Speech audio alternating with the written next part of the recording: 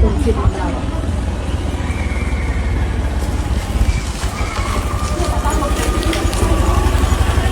ราที่จะวันไหนโจ้สบายมันเอาไว้ที่ตัดร้านเลยว่าโจ้ไม่รู้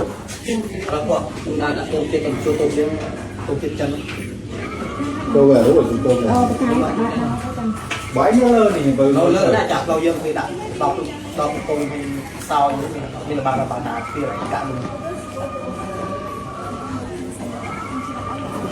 เอาที่มันนอนนี่เราจะเราเหนื่อยนะแต่ตอนนั้นมัน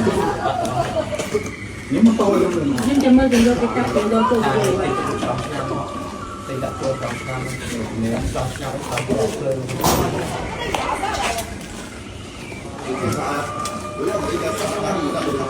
เยอะ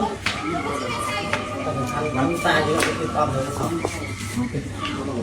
คุณเป็นโรเตโซ่แต่มาตีไฟเลยมาโดดย่อไว้